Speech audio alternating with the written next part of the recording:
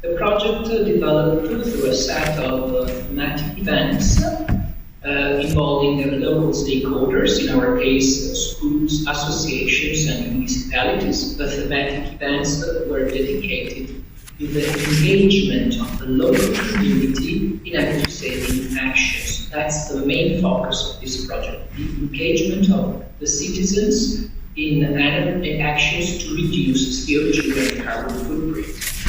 And also another of the focuses of the project is digital platforms to check the consumption of the energy consumption of the buildings.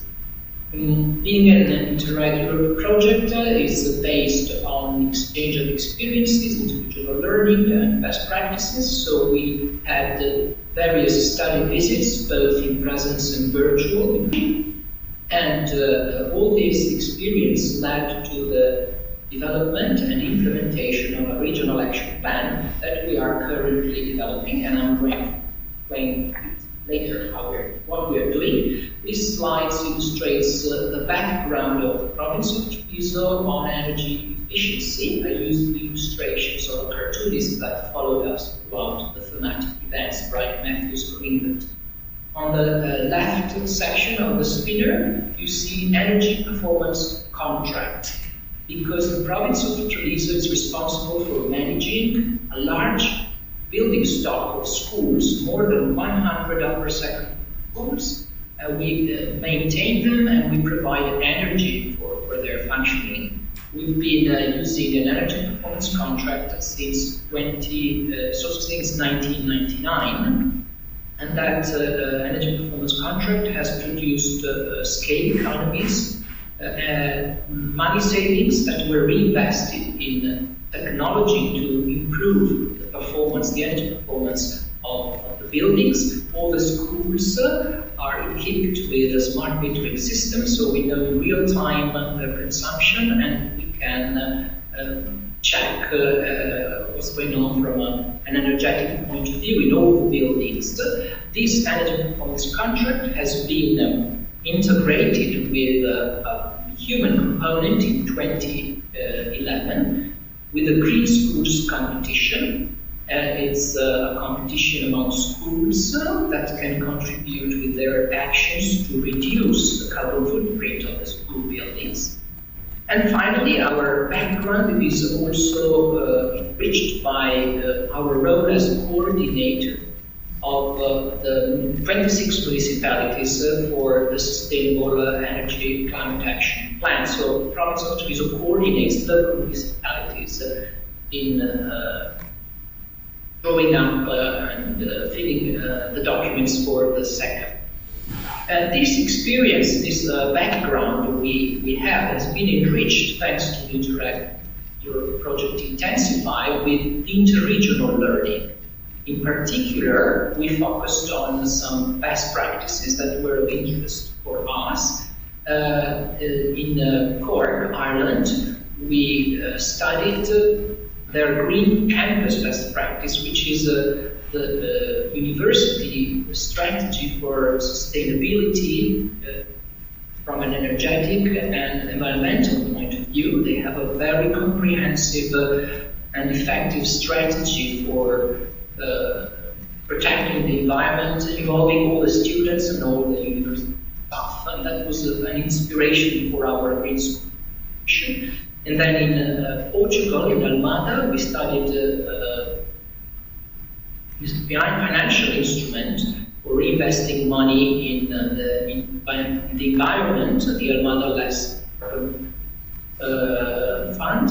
And also we studied technological refurbishment of social housing to improve energy. And we involved in these study visits that were, as I said, both in presence and virtual. We involved a lot of stakeholders, municipalities and students. In the virtual study visits, we could involve hundreds of students that from home during the pandemic connected with the University of Cork, followed us in the study visit of their Green Campus best practice. These experiences in interregional learning were mixed together, thanks to the Intensify project that acted as a catalyst, as I try to show in this slide, and experience Plastics Regional Learning gave birth to our Regional Action Plan, which is one of the main output of the project, the Regional Action Plan we had to develop and implement. In our case, our Regional Action Plan made up of two actions. One is the Green Schools competition, and one is a digital social platform. The Green Schools competition is an initiative that we hold every year. We hold with schools, secondary schools. The schools, on a voluntary basis, participate in the competition, and they have to form an energy team made up of students and school staff. They have to devise and implement actions to improve the energy performance of their school building and reduce the carbon footprint of the school building. Thanks to the smart metering system that we have implemented in all the schools, we can check how effective these actions are, and in the end there is a panel, a provincial panel, that evaluates all these actions according to the saving they have reached. The best performing actions are awarded a prize. Next 15th of October, we're going to hold the ceremony here to award the best performing schools. And this is an action that is very important for us because it integrates the energy performance contract with behavioral change, because all the students and school staff are involved.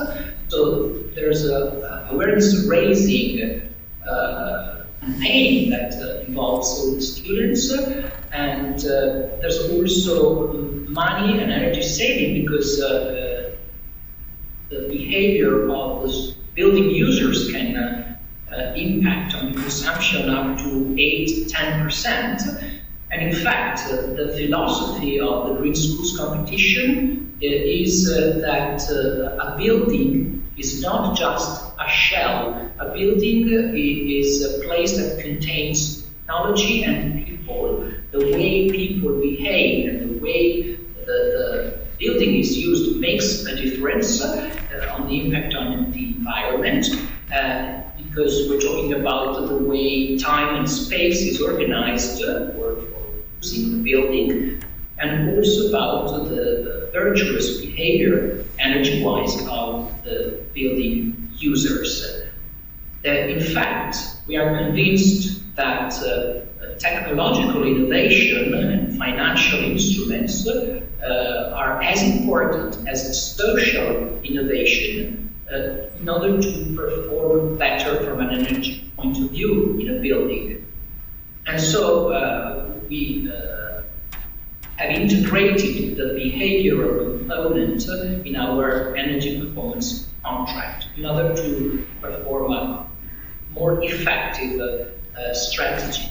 And in addition, the idea that people living and working in a building are involved in its energy performance is important, because they can replicate these virtuous actions also in other contexts, at home, in other buildings, and in addition, finally, as we are talking about public buildings, they represent a role model for the citizens in general, and then they understand that the way you behave in a building makes a difference in the public building, energy-wise, and also in the private home. Our second action is the digital social platform. It is a digital platform in which we have involved 10 municipalities. With their pilot buildings, again, we're talking about public buildings. We monitor the consumption of these buildings thanks to this digital platform. And the final goal of this platform is that of providing advice on financial instruments that the municipalities could use to improve the energy performance of their building stock through, for example, financial instruments such as the energy performance contracts or the bundling. And the problem is that very often little municipalities are not aware of the existence of these instruments and how they could apply them to their building stock. So we try to make them more aware, give them some advice on these instruments to improve energy performance in the public buildings. All these actions are based on the theory that nudging behavioral change is more effective than giving rules and prescriptions to apply. So we are convinced that if you stimulate users and involve them in energy saving actions in public buildings, it's more effective than just, for example, providing rules and what they have to do or not to do in a public building. And that's all from my side. If you have questions, I'm available. Thank you very much. Yeah, thank you to you. And this was extremely interesting. And would you like to have a quick reaction from Strasbourg? Or? Thank you very much. Le travail sur finalement la consommation énergétique des bâtiments est essentiel. On couple ce travail, en tout cas à l'échelle de Strasbourg, à la végétalisation aussi des espaces, et il y a une sorte de compétition qui est assez mal vue d'ailleurs au niveau des écoles, mais l'objectif c'est, on s'est rendu compte, c'est pas pour mettre en place une compétition entre les écoles, c'est plutôt pour les stimuler.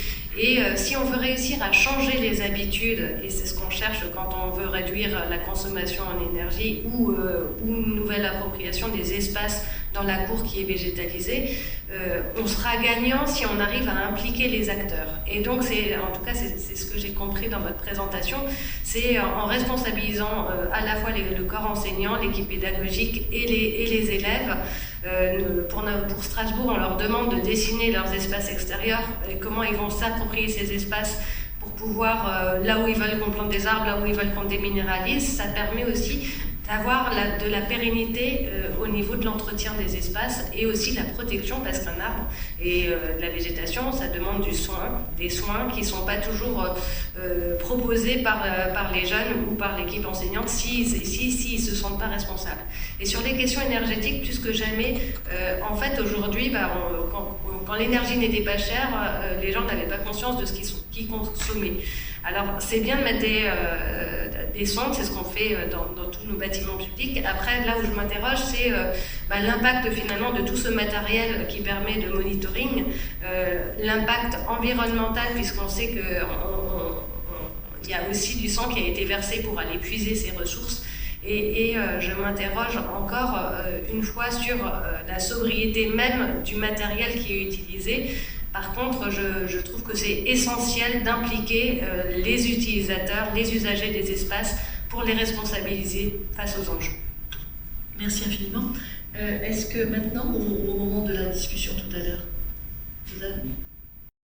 Je voulais juste rajouter ce qu'a dit Mme Broli, donner l'exemple du maire de Curitiba qui, dans les années, il y a 20 ans, a impliqué les enfants des écoles pour leur apprendre ce que c'est la protection des plantes.